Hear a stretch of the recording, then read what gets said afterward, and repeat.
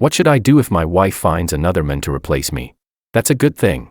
Of course, I should respect her choice and wish her all the best. 3 years after Willow began cheating on me with a younger man, I met an innocent college girl, a little white dress, the clean scent of soap, gentle eyes and delicate features, thin lips pressed softly together, a graceful, curvy figure. She looked about 60% like Willow when she was young. Her dress had gotten caught in the wheel of her electric bike. I got out of the car and helped her fix it. Halfway through, she received a phone call. It seemed to be from the hospital, reminding her to pay the medical fees. She held the phone in silence for a long time before pleading softly.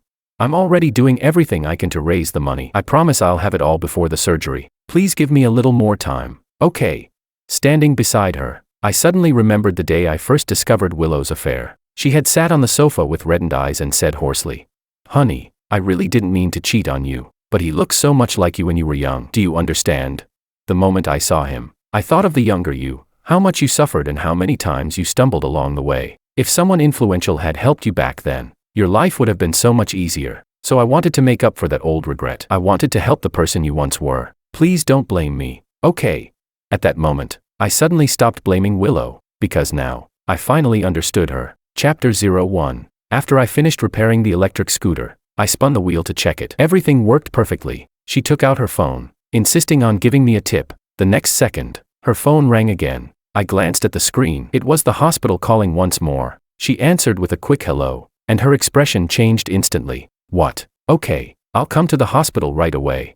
As soon as she hung up, I spoke before she could say anything. Get in. She froze. Aren't you going to the hospital? You look like you're in a hurry. I'll drive you. She pressed her lips together. Without much hesitation, she climbed into the passenger seat. Only after a long silence did I hear her quietly say, "Thank you." I said nothing. I entered the address into the navigation system and drove straight there. On the way, I asked about her situation. Her name was Freya. She was 21 years old, a college junior, and had a 10-year-old younger brother. When she was 15, their parents had died in a plane crash. The inheritance their parents left behind should have been enough to support both siblings until adulthood, but some of it had been taken by their relatives. Then, last year, her brother was diagnosed with heart disease. The little money they had left quickly ran out, leaving them buried in debt almost overnight. Before running into me today, she had just been turned away by those same relatives. I asked her what she planned to do. She turned to look out the window and frowned. There's always a way to make money. When we arrived at the hospital, Freya jumped out of the car before it had barely come to a complete stop.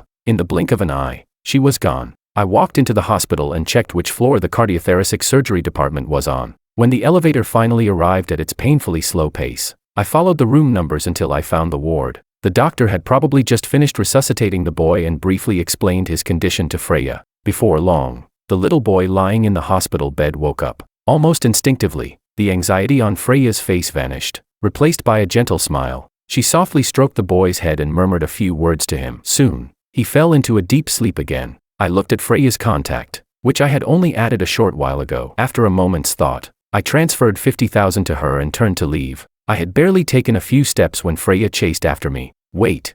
She grabbed my sleeve, looking as though she wanted to say something but could not find the words. I smiled faintly. Just take it. Consider it my good deed for the day. Your brother is adorable. I hope he recovers soon. I knew accepting the money made her uncomfortable, but reality had long since worn down her pride. Her lips moved repeatedly, yet she could not bring herself to say, "I don't want it." In the end, she could only whisper, "I'll pay you back." I waved dismissively and stepped into the elevator. Chapter 02. When the elevator reached the parking garage, I took out my car keys and was about to look for my car when I suddenly heard a soft voice. "Makoto, I think the prenatal test report fell out in the car." My steps halted. I turned my head. Not far away, the door of a red Ferrari stood open. Willow was beside it in a soft, flowing dress, her expression gentle and serene. Another man was bent over, taking a small shopping bag out of the car. Neither of them noticed me. Willow slipped her arm through his, and they exchanged a smile, acting affectionately as though no one else existed. I could not help remembering the year Willow had miscarried. Back then, our careers had only just begun. We did not have enough energy or money to raise a child, but we had loved each other so deeply at the time. Even knowing how difficult the road ahead would be, neither of us could bear to give the baby up. In the end, however, the decision was taken out of our hands. Not long afterward, Willow miscarried. That night, she curled up in my arms, clutching my clothes so tightly that her knuckles turned white. Her eyes were swollen and red from crying as she murmured again and again, "I'm sorry, but what had she done wrong?" My pain was no less than hers. All I could do was hold her tightly, comfort her over and over, and promise her, when this child came back to us someday, they would be the happiest child in the world. At 24, we lost our baby. I had to admit, Willow was smarter than I was. She knew how to make up for her regrets. Look at her now. Willow had successfully gotten pregnant with the child of the man who was supposedly just my replacement. I got into my car, my hands trembling as I tried to light a cigarette, but in the end, I only covered my eyes with one hand and let out a bleak, bitter laugh. Chapter 03. Willow came home that evening. We had been sleeping in separate rooms for a long time. Since we both left early and returned late, most of the time we were more like roommates sharing an apartment than a married couple. Honestly, I did not understand why Willow still insisted on coming back to this house every day. We sat across from each other at the dining table without speaking. The only sounds were the occasional clink of bowls and chopsticks. Willow placed a piece of pork rib in my bowl. I did not refuse it, but even after I had finished the entire bowl of rice, the rib remained untouched. "Hubby, your birthday is next week," Willow said. "Why don't we throw a birthday party? We can invite a few friends and make it lively." I replied indifferently, "Go ahead if you want." Then I added, "But I have a business dinner that day, so I won't be coming home." Willow finally looked at me, a trace of hurt in her eyes. "Hubby, do you really have to keep acting like this?" "Like what?" She pressed her lips together. "I just want us to live a good life together." I could not help laughing. Setting down my bowl and chopsticks, I suddenly asked, "Willow, have you ever thought about divorcing me?" "No," she answered without hesitation. "You've been involved with Makoto for years. Don't you plan to make it official and marry him?" Willow pursed her lips. "Hubby, I've told you before, I don't like him. The only person I have ever loved is you. It's just that he reminds me of you when you were younger. I want him to have a better life. I want him to be happy." I could not understand her, nor did I care to. To me, we were no longer husband and wife. We were simply partners bound together by mutual interests. Whether we divorced or not depended mostly on which option brought more benefits and fewer losses. Of course, she meant what she said. She was not lying. In fact, she had never really lied to me. At most, she had initially hidden the existence of her colleague Makoto. It was only after I discovered their messages that she admitted she had helped Makoto quite a lot. I told her to keep her distance from him, and at first, she agreed. Later, however, she told me she could not do it. She said she could not watch Makoto sink deeper into trouble and pretend not to see it. She could not stop herself from reaching out to help him. I neither cursed at her nor hit her. Yet she broke down crying as though she had suffered some unbearable injustice. I was truly exhausted. Work already kept me busy enough, but even after coming home, I could never have a moment of peace. I was tired and could not be bothered to deal with her. Somehow, she took my silence as forgiveness. After that, she began treating me with extreme care, becoming even more attentive and devoted than before. I knew she was tired too, but what did that have to do with me? No matter how exhausted she was, once she left me, she could always throw herself into Makoto's arms. But what about me? What was I supposed to do when I was tired? Chapter 04. Even though I had already told Willow that I had a business dinner on my birthday, she clearly had plans of her own. That did not surprise me. She had always been someone who knew exactly what she wanted. Since I had to work, she moved my birthday celebration to the office. When I returned after finishing a meeting, I saw the cake she had made herself, along with a gift. "Happy birthday, hubby." Willow stood in front of me with a smile and moved to throw herself into my arms. I walked toward her. Then, at the last second, I shifted slightly to the side and brushed past her. The smile on Willow's face dimmed for a moment, but she quickly put it back on. "Hubby, I ordered food from that private restaurant we used to go to all the time. They'll deliver it soon. Let's have lunch together." "Okay." I gave a casual hum of agreement. Willow had not visited my office for quite some time. Seeing that I was busy, she did not disturb me and instead wandered around, studying the changes that had been made. Then her phone rang. She quickly silenced it, glanced at me, and turned her back before answering. The office was large, and we were standing far apart. I could not hear the person on the other end at all, but the moment she turned away, I already knew who was calling. "What? A car accident?"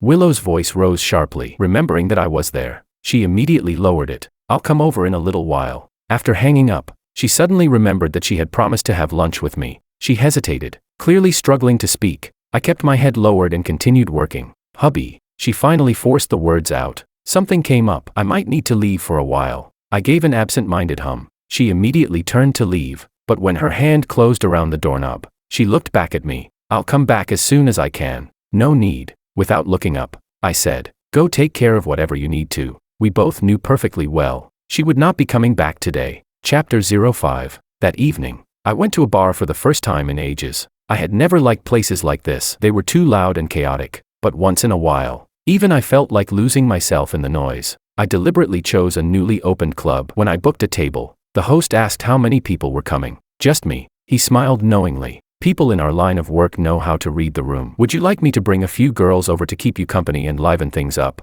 I swept my gaze around the room before it settled on someone in a corner. The host followed my line of sight. After a brief pause, he smiled. She's our top hostess. She's in high demand. You'll have to pay extra if you want her. I watched Freya sitting between two men, a dazzling smile on her face as they made her drink glass after glass. Money isn't an issue, I said casually. Send her over. Right away. I did not have to wait long. Freya walked over with a bright smile. Hey, handsome. Thanks for booking me. I looked up at her. Her words abruptly died in her throat. Long time no see. I made no attempt to hide the way I looked her up and down. Who picked that outfit for you? It's tacky. A flash of embarrassment crossed her eyes, but the smile on her face remained perfectly composed. I learned how to dress from videos online. They said, men who come to places like this kind of style. Sit. I tilted my chin toward the seat beside me. So this is the way you found to make money, working as a hostess at a nightclub? Of course, that was the polite way to put it. To be blunt, she had come here to work as a nightclub model and entertain wealthy clients. Freya said nothing. Have you raised enough for the surgery? She nodded, then shook her head. Not yet, but I'm close. How much are you short? 100,000. When is the surgery? The day after tomorrow. I raised my eyes to her with a faint, humorless smile. You're planning to make 100,000 in 2 days. Are you going to sell yourself? It had only been a joke, but Freya did not deny it. Selling your body isn't exactly an easy business these days, I said. 100,000 is a steep price. Have you found yourself a rich client?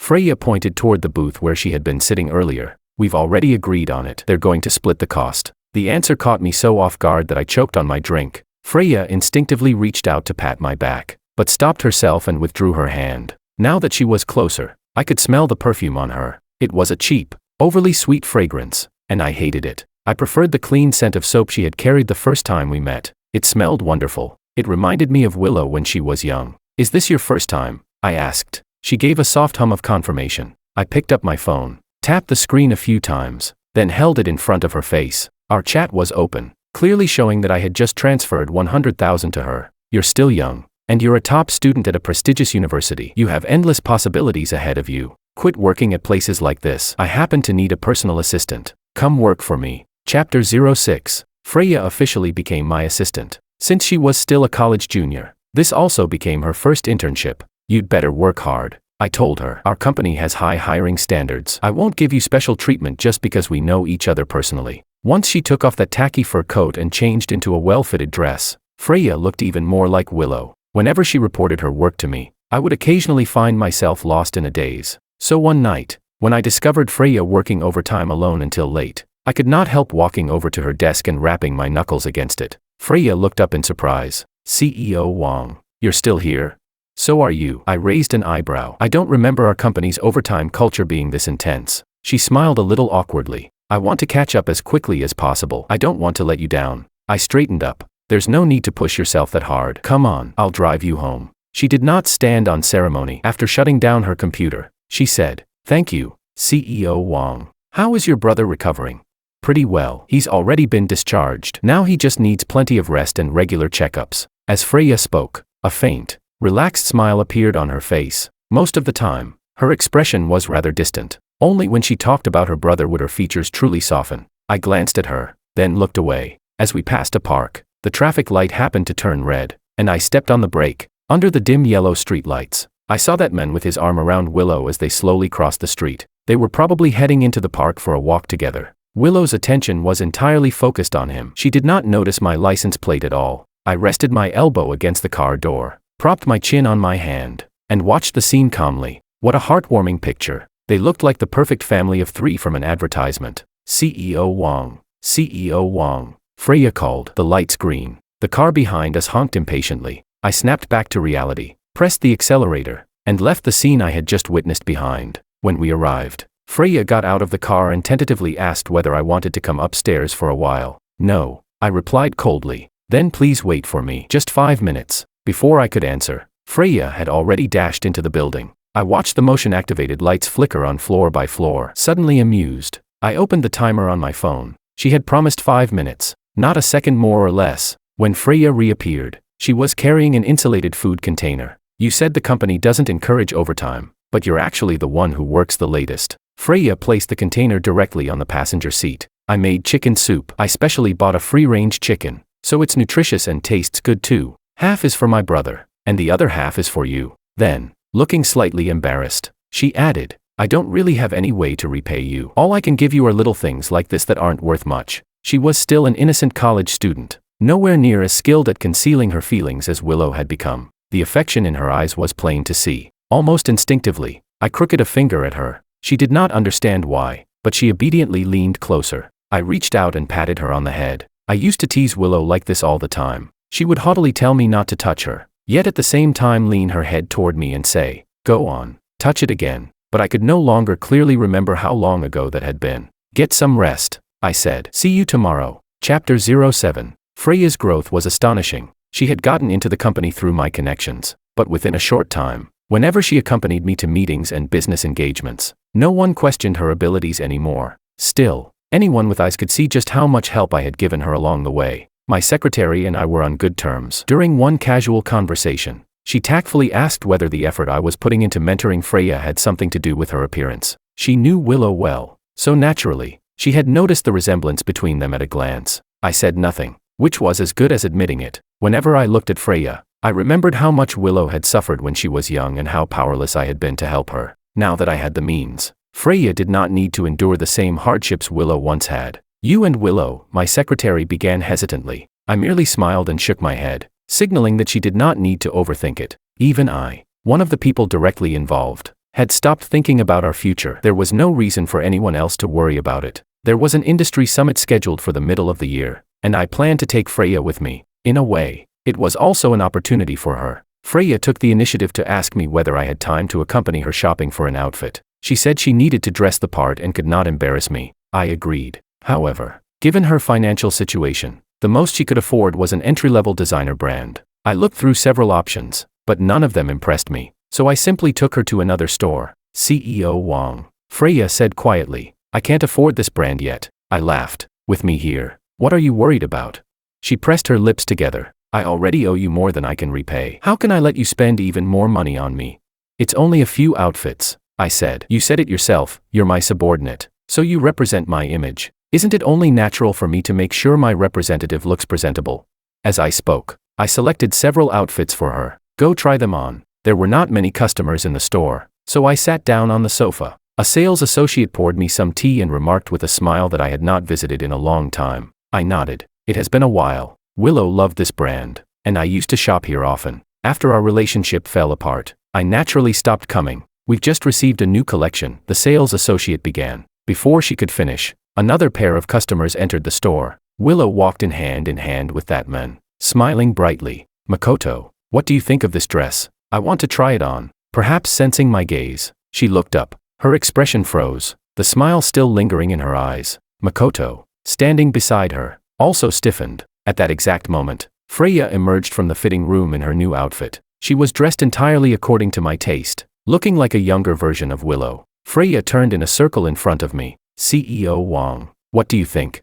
I stood up and gestured for her to turn around. I pulled up her zipper, then swept aside the long hair trapped beneath her collar. Only then did I step back and nod in satisfaction. It looks beautiful on you. Chapter 08. George. Willow hurried over and reached out to grab me, but Freya immediately stepped between us. Ma'am, please mind your boundaries. Willow was so furious she almost laughed. You're telling me to mind my boundaries? Do you even know who I am? Who you are doesn't matter. What matters is that George clearly doesn't want to talk to you. I waved at Freya, signaling for her not to be so tense. What a coincidence. I smiled at Willow. Did you skip work to go shopping too?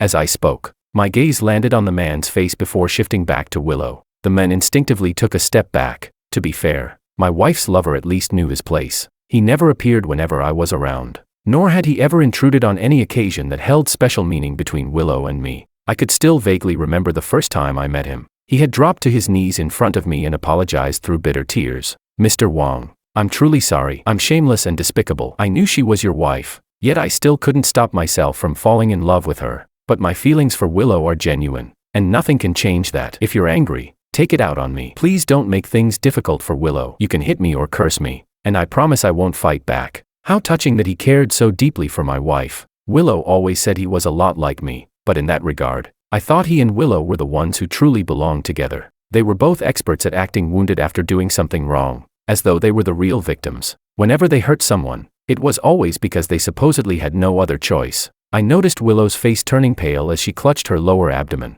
"She doesn't look well," I said to Makoto. "Shouldn't you take her to the hospital?" Willow's face had gone deathly pale, and more sweat gathered on her forehead. Only then did Makoto react. "Willow, are you feeling unwell?" But Willow continued staring fixedly at me. In the end, Makoto forcefully lifted her into his arms. Before they left, Willow bit down on her lower lip and cast Freya a resentful glance. I looked away, took out my phone, and said to the sales associate, "Ring them up. I'll take all of these." Chapter 09. Freya remained silent throughout the drive back. I parked outside her apartment building, but she made no move to get out. That woman just now looks a lot like me. At last, she turned to look at me. "Am I allowed to ask about that?" "She's my wife," I replied. "You've been working at the company for quite some time, so you should know that I'm married." After thinking for a moment, I added, "And it isn't that she looks like you look like her." Freya tugged at the corner of her lips. "So the reason you've always treated me so well is because you see me as her replacement, right?" I sighed helplessly. "What exactly do you want to hear me say? That my wife cheated on me, so I found a substitute to get revenge on her?" Even I could not help laughing at how absurd it sounded. "Freya, does that really bother you so much?" "Whatever my original reasons were, it's true that I helped you and trained you, isn't it? If that's the case, why insist on digging into the reason behind it?" She stared at me, her eyes filled with disappointment, sadness, anger, and countless other complicated emotions. In the end, she said nothing. She simply opened the door and got out. However, she had forgotten the clothes she had just bought on the back seat. I let out a quiet sigh, opened my door, and got out with the shopping bags. I had driven Freya home so many times that I naturally knew which floor and apartment she lived in. But this was the first time I had stood outside her door and raised my hand to knock. When Freya opened the door, her eyes were red. The moment she saw me, she instinctively looked away. "What is it?"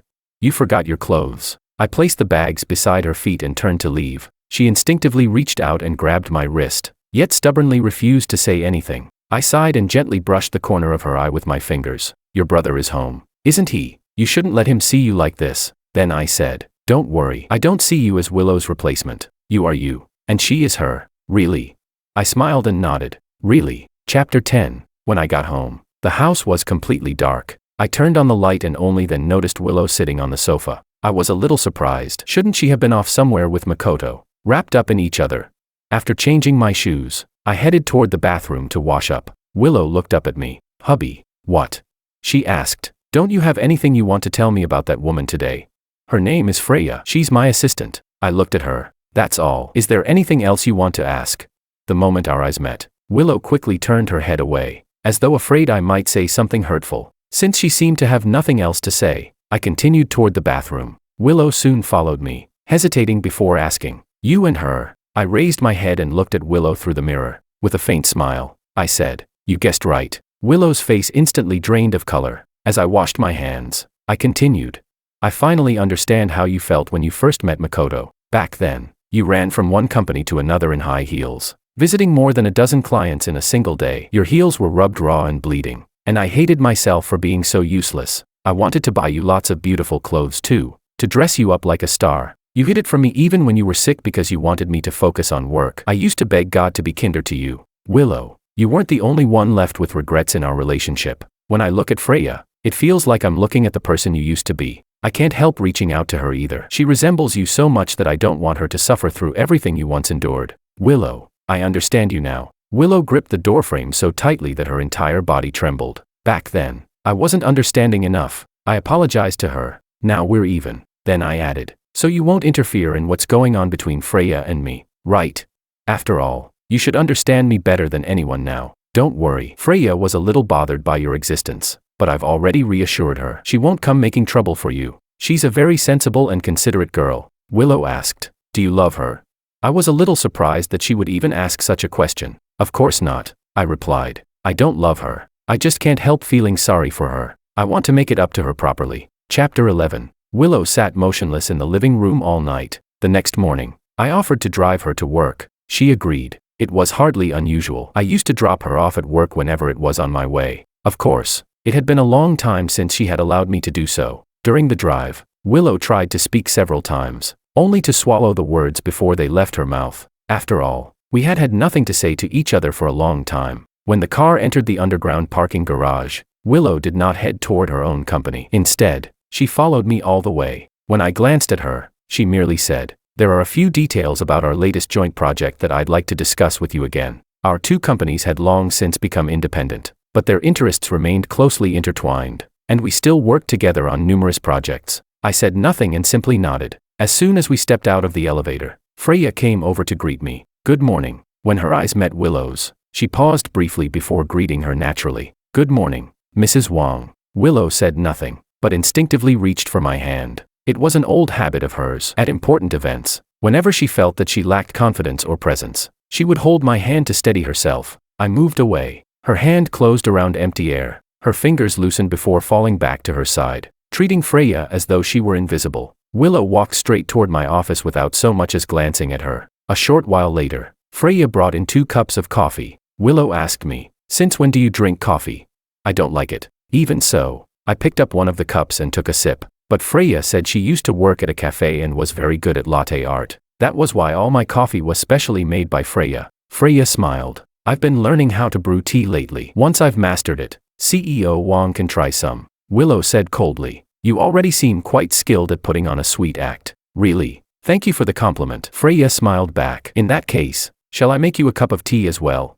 Sparks seemed to fly as the two women stared at each other. I took another sip of coffee. Seeing them together, I suddenly felt that they did not look quite as similar as I had thought. Willow had taken excellent care of herself, but age and experience had changed her. She no longer possessed the same vitality she had in her youth. Freya, however, was still at the age when a flower was in full bloom. "CEO Wong, should I postpone the 10 o'clock meeting?" Freya asked. I checked the time. "No need." Then I looked at Willow. "There's nothing else we need to discuss, is there?"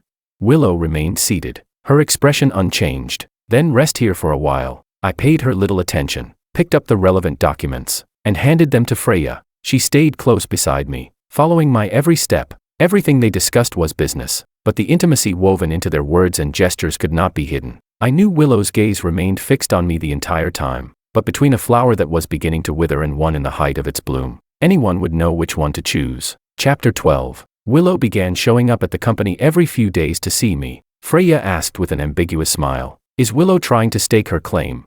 I replied, "Every employee and business partner at Willow's company knows she's my wife, but that never stopped her and Makoto from flaunting their relationship there. Some things don't need to be claimed, and when they no longer belong to you, claiming them won't make any difference." After that, Willow came home on time every day and personally cooked dinner for me. Watching her bustling around the kitchen, I would often feel as though I had traveled back in time, until one evening, when I returned late after working overtime. Just as I reached the door, I heard Willow talking with her best friend in the living room. Her friend said, "Ever since I got pregnant, my husband has stayed by my side every day. He won't let me lift a finger." Willow scoffed. "Men are best at putting on an act. They treat you like a queen while you're pregnant only because they're afraid something might happen to the baby. They can keep up the act until you give birth. Once the baby arrives, you'll understand. All of a woman's suffering begins the moment she has a child. As for me, I'm never having one." Her friend disagreed. "It's not nearly as terrible as you make it sound. My husband has always treated me well." Willow replied helplessly, "You're hopeless. Honestly, you should learn how to keep a man wrapped around your finger." Every time I thought my disgust for Willow had already reached its limit, she somehow found a way to sink even lower. On Freya's birthday, I posted a celebration photo on social media, something I almost never did. No one's face was visible. There was only a cake. When Willow turned 22, I had been at the poorest point in my life. I could not afford a real cake, so I awkwardly stuck candles into a steamed bun and pretended it was one. The cake in today's photo had been custom made at a high price. As Freya blew out the candles and made her wish, I softly said, "Happy birthday." But I was not saying it to her. I was saying it to the 22-year-old Willow. Chapter 13. In the blink of an eye, another month passed. I figured Willow should have started showing by now, but before I left that morning, she asked whether I could get off work early. "We'll see," I replied. Could it be that Willow was finally planning to divorce me? There had been a time when I genuinely wanted to end our marriage. After all, no normal person could tolerate a relationship this broken, but our assets and business interests were too deeply entangled, and there was no way I would simply hand them over to Willow. So she knew perfectly well that as long as she refused to let go, we could not get divorced. Fortunately, people could adapt to almost anything. At this point, whether we divorced or not no longer mattered to me. But if Willow wanted a divorce, she had better show enough sincerity. Freya also seemed a little off that day. She was distracted and absent-minded, losing focus several times during a meeting. In the end, I had to call her name sharply and tell her to pay attention. When work ended, Freya cautiously approached me. I'm feeling a little unwell. Could you come to the hospital with me? I have plans today. I gave her a phone number. This hospital works closely with our company. Call this number if you need anything. They'll arrange everything for you. Freya looked disappointed, but she said nothing more. When I arrived home and opened the door, there was no divorce agreement waiting for me. Instead, the entire house was filled with balloons. My expression remained blank as I considered turning around and leaving. But Willow happened to walk out of the kitchen carrying 2 plates of steak. The moment she saw me, her eyes lit up. Hubby. She hurried over and gazed at me tenderly. Happy 7th wedding anniversary. For some reason, I suddenly felt nauseous. She was wearing heavy makeup and a white dress that looked almost like a wedding gown. The room had been decorated to feel warm and romantic. Willow seemed nervous, repeatedly taking deep breaths. Then she stepped closer, took my hand, and carefully said, Hubby, we've known each other for 14 years and been married for 7. We've been through too much. I know very well that we can never go back to the way we were. But, could you give me a chance? Could we start over? Willow raised her hand. On her ring finger was the ring made from a soda can tab. Back when I proposed to her, the ring had been nothing more than a pull tab, and the proposal had taken place in our shabby rented apartment. We had owned very little then, but our hearts had been full. Now we possessed so much, yet there was nothing left inside us. It felt as though a freezing wind was howling straight through the hollow space in my chest. I was so cold. You said you finally understood the person I used to be, Willow said, but I finally understand the person you used to be too, hubby. We love each other. We were simply out of sync in the way we understood love. Now, can't we correct our mistakes together? Freya is nothing but a cheap imitation. I'm the one who stayed by your side and weathered every storm with you. I studied her carefully, searching her features for some trace of the woman I had once loved, but there was nothing. Not a single trace remained. My phone rang, and I reached out to answer it. Willow caught my hand, a wounded look appearing in her eyes. Don't answer it, okay?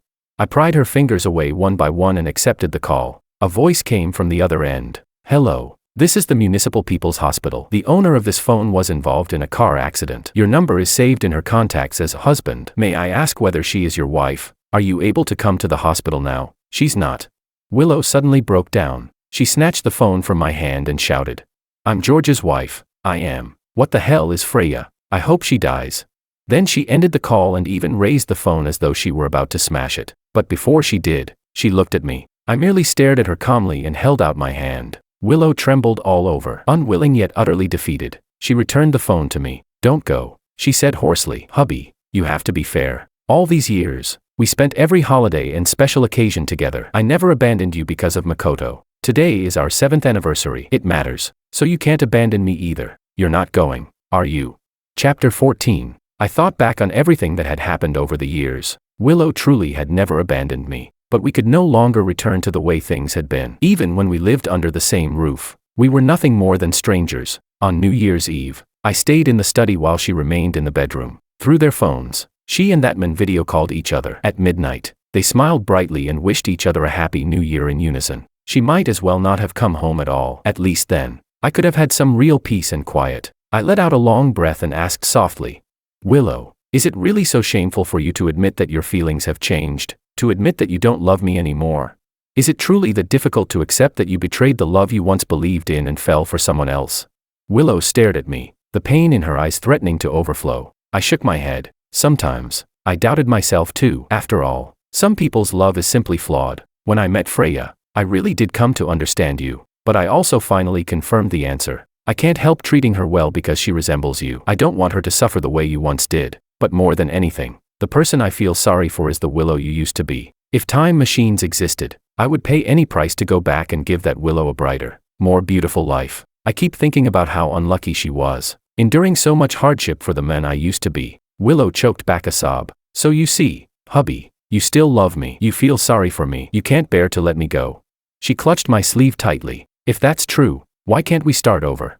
Because the Willow I loved is already dead. I truly don't love Freya, but if you insist on comparing yourself to her, then you really don't carry any more weight in my heart than she does. When I look at her, I remember the beautiful parts of the past, but when I look at you, all I remember is your selfishness. Your ugliness, my disgust, and your betrayal. Willow, admit it. You stopped loving me a long time ago. There may be many reasons why you refuse to divorce me and why you want us to start over. But one of those reasons is definitely not that you still love me. Chapter 15. By the time I reached the hospital, Freya had already been brought out of the operating room. One of her limbs was in a cast, and there were scrapes on her face, but she was still conscious. When she saw me, she gave me a shy smile from the hospital bed. I'm sorry, I've made you worry about me again. Did I interrupt something? I'm really not badly hurt. You didn't have to come. I walked over, pulled out a chair, and sat down. Wasn't that the whole point? Then I added, it's fine, I'm already here. And seeing you puts me in a better mood than seeing her. Freya's smile stiffened. I looked at her in confusion. What? Am I wrong? Didn't you do this because you knew Willow had spent a long time preparing for our anniversary and didn't want me to go home? Next time you want something like that, just tell me directly. The only reason I went back was because I thought she wanted to discuss our divorce. Freya's uninjured hand tightened around the bedsheet. After a long silence, she asked, did I cross the line? You've tested my boundaries plenty of times already, haven't you? I replied. There's no point competing with Willow for my attention. I suggest you focus on your work instead. Your progress has slowed down lately, and I'm not satisfied. I didn't invest all this effort in you just so you could waste your time on things like this. And surely the only thing you want from staying by my side isn't the title of Mrs. Wong. Freya's face was already pale. Now that I had bluntly exposed her intentions, she could not utter a word. There's no need to deny it. I don't mind. You really are a lot like Willow, not only in appearance, but in personality too. You didn't actually think I believed a 20-year-old college student who had only met me once had fallen in love with my soul at first sight, did you? With Freya's personality, she would never have revealed her desperate circumstances to a complete stranger. Perhaps she had begun plotting from the very first moment she saw me. Just the right amount of vulnerability, just the right amount of stubbornness, and a perfectly timed chance for me to play the hero and rescue her from a life of degradation. She desperately seized every opportunity she could, hoping to use me as a stepping stone to climb higher. But she had indeed reminded me of many beautiful moments from the past, memories I had almost forgotten, and I wanted to see just how far someone like her could go. Freya asked softly, what if I told you the only thing I truly want is to become Mrs. Wong? I laughed. Then you'll have to work hard. When the day comes that you surpass Willow and can offer me equal value, that title can naturally become yours, though by then, you might have already met your true love. I'm not like Willow. Freya looked at me seriously. I admit I had ulterior motives when I first approached you, but a long time ago, You don't need to explain. I raised a hand to stop her. I don't care what kind of feelings you have for me. I'm giving you 2 weeks of medical leave. Once you've recovered, remember to return to work as soon as possible. I had no interest in taking care of a patient. I had only come because visiting someone in the hospital was preferable to continuing to argue with Willow. Since Freya was not seriously injured, it was time for me to leave. George. It was the first time Freya had called me by my name. One day, I'll make you truly see me. Her eyes shone brightly. For the first time, I felt that her gaze carried real weight. Not as the shadow of the Willow you once loved, and not as a replacement for the Willow of today. I want you to look at me and see only me. Just Freya. I shrugged and replied casually. Then do your best. Chapter 16. After leaving the hospital, I took a deep breath and looked up at the sky. The night was beautiful. With nothing else to do, I drove up the mountain to look at the stars. Willow and I used to have a secret spot there, but the path had long since become overgrown with weeds, and I could no longer find it. Time moves on, the stars shift, and even the person who once loved me can disappear, but that was all right. I would always remember that I had once stood beside someone I loved deeply, someone who had loved me just as deeply, and watched the most beautiful stars together. That was enough. A firefly slowly drifted in front of me. I reached out and gently enclosed it in my hand. The light at the tip of its body flickered on and off. Geo.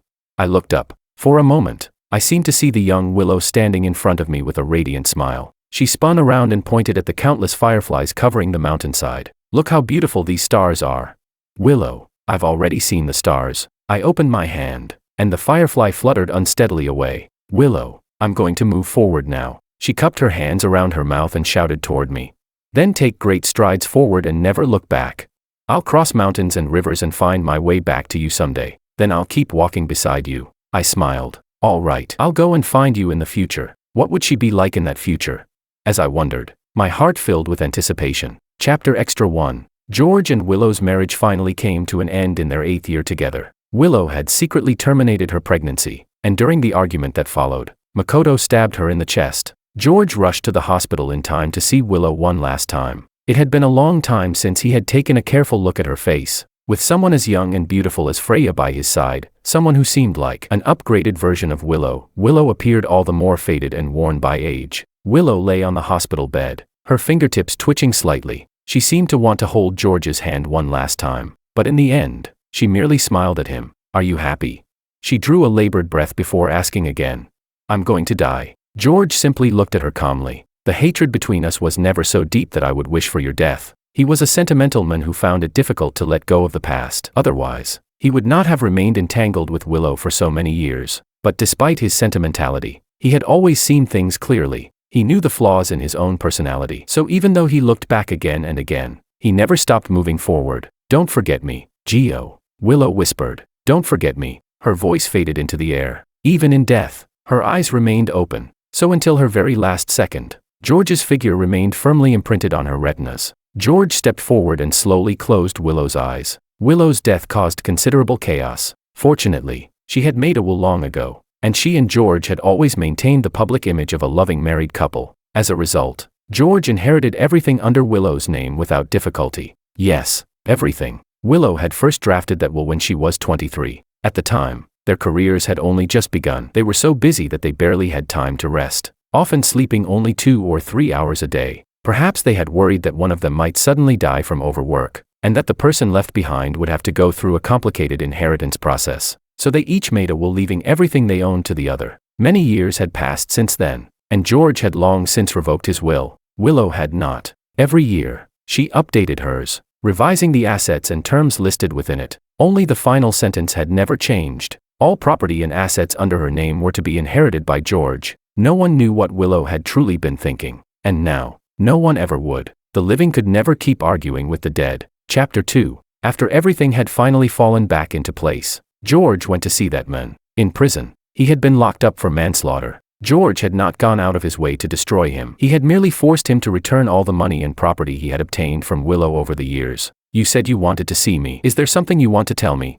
Separated by a pane of glass, George sat down across from him, dressed in a prison uniform. The men looked worlds apart from George. In truth, they had only ever borne a slight resemblance to each other. It was only because Makoto had deliberately copied George's style of dress over the years that people thought they looked alike. In the end, you still won, Makoto said. George looked mildly surprised. I didn't realize we were competing. Makoto frowned. You always manage to act as though nothing matters to you, he murmured. Only now do I understand the meaning of the saying. It is precisely because one does not contend that no one under heaven can contend with him. George had asked for a divorce, yet Willow had refused to give up her place as his wife, even at the cost of her life. Makoto, meanwhile, had bent over backward to please her, only for Willow to abort the child she was carrying for him. God only knew what Willow had truly been thinking. It was not as though Makoto had gained nothing from her, but looking back, all he had received was the small amount of money that had slipped through her fingers, while everything Willow truly had still belonged to George. Perhaps her guilt had made it impossible for her to face George. She could only deceive herself,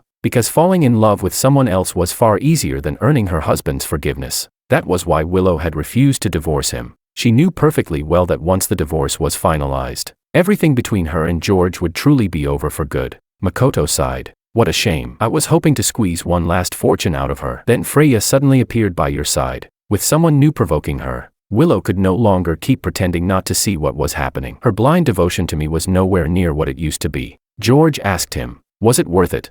I simply lost the gamble. The men shrugged. I made the bet, so I'll accept the loss. Besides, I took a life in exchange, so I can't say I came away with nothing. Once I get out after a few decades in prison, I'll still be one hell of a man. George actually admired his attitude. Perhaps he ought to learn how anyone could be so carefree. Chapter 3. In the second year after Willow's death, Freya chose to pursue her career abroad. She had grown under George's protection all these years, but sooner or later, every bird had to spread its wings and fly. George looked forward to seeing just how high she could eventually soar. Before I leave, can I have a hug? In the crowded airport, Freya smiled as she asked him. George could no longer remember when Freya had begun lowering all her defenses around him. She was like a hedgehog that had tucked away every spine, leaving only its soft, vulnerable belly exposed. It was obvious that she did not truly want to leave, but they both understood that unless Freya carved out a place in the world that belonged entirely to her, she and George would never have a future together. Have a safe journey. I wish you a bright and successful future. George finally reached out and embraced her. Just as he was about to pull away, Freya tightened her arms around him. George, she asked hoarsely, can you finally see me now?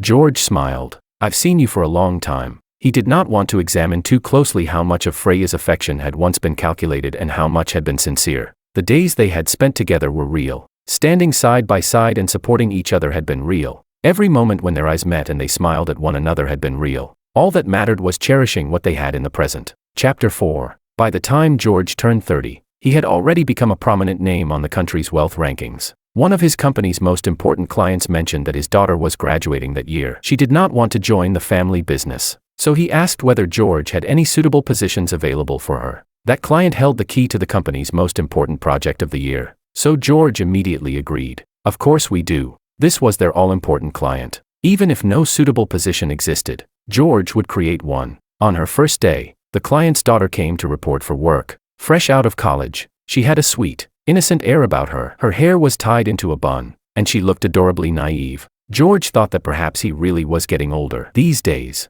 he found himself particularly fond of well-behaved young women like her. That gave him the strong sense that, as her senior, he naturally ought to take good care of her. You're Anna, right?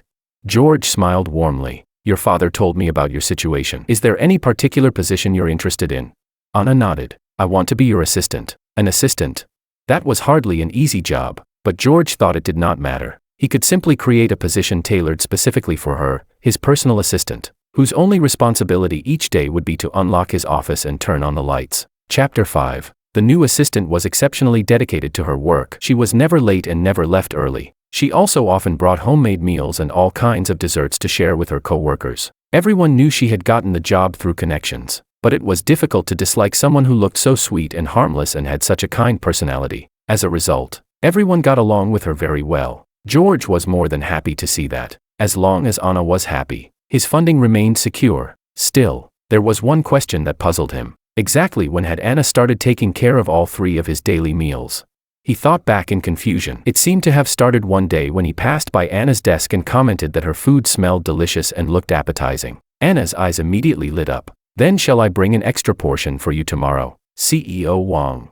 With the other employees watching, George did not want to reject her kindness, so he nodded. As long as it isn't too much trouble, it's no trouble at all.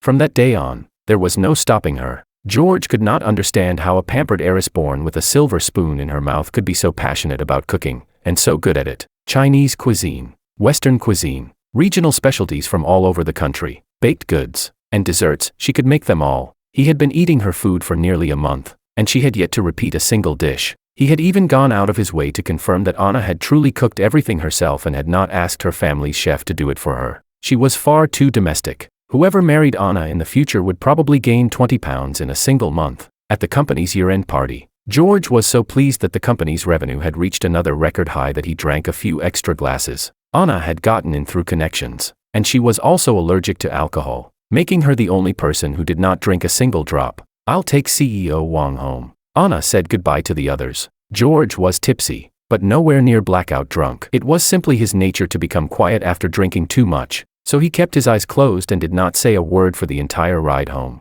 You can go now, George said as he collapsed onto the bed. You don't need to look after me. Anna did not listen. She made do with the guest bedroom and stayed the night. George slept very deeply. For the first time in a long while, he dreamed of Willow again. The young Willow. She told him she was leaving. Will you come back? George asked. Willow smiled brightly. No, Gio. You already have someone who loves you, so it's time for me to leave too. George's eyes flew open. His gaze met Anna's. Sunlight stubbornly squeezed through a gap in the curtains and fell across Anna's eyelashes. She was very close to him. Her eyes were filled with deep, unmistakable affection. George froze. Anna sprang to her feet in panic. She turned in two awkward circles, touched her nose, then her hair. Well, I made porridge. Millet porridge. Your refrigerator was practically empty, so I ordered groceries and filled it up. You haven't had a cleaner come by in a while, have you? I couldn't sleep last night, so I cleaned the entire place from top to bottom, and just now, I temporarily lost my mind. Could you pretend you didn't notice anything? Are you hungry? She rambled on and on. George slowly sat up and leaned against the headboard. Anna. Her rambling stopped abruptly. Do you like me? George asked. Anna lowered her head and gave a soft hum of confirmation. George felt a headache coming on. He rubbed his temples. When did this start? She answered. Since I was 15. George paused. We've met before. He had assumed the day Anna joined the company was the first time they had ever seen each other. Anna nodded. We have. Chapter 6. Anna had fallen in love with George at first sight. That year, George had only just married Willow, and the two of them had come to Anna's family company seeking a business partnership. As expected, they were turned away. Anna had witnessed scenes like that many times growing up. She could not say whether people like them were being persistent or simply bothersome. After all, everyone had their own position. She had just finished school that day and was passing by George and Willow in the family car. Even beneath the blazing sunset of midsummer, George carried Willow on his back after she twisted her ankle. There was a tender smile on his face, without the slightest trace of discouragement or bitterness. Anna instinctively gave him a second glance, and that glance became the first of many. Later, without George ever knowing, she saw him numerous times. She watched as he and Willow built their business from nothing and turned it into an empire. She watched their relationship change from passionate devotion to a marriage in which their hearts gradually drifted apart.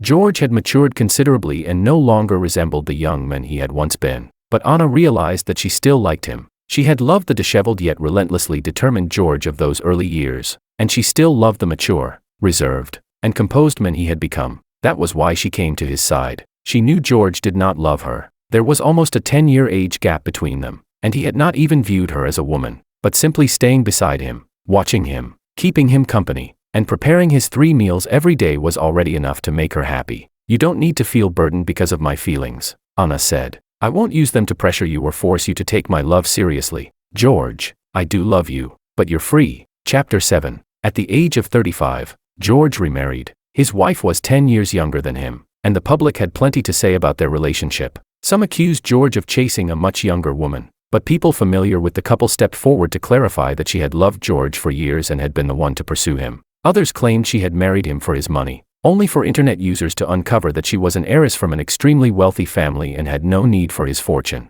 Some looked on coldly and predicted that a relationship with such a large age gap could never end well, but none of the gossip could disturb the two people who truly loved each other. George was no longer the man he had once been. He knew how to hold on, and he knew how to let go. When he saw happiness, he reached out and claimed it, and if pain ever came to him again, he would also know how to release it. He would live a good life, because there were many people who loved him, including George himself.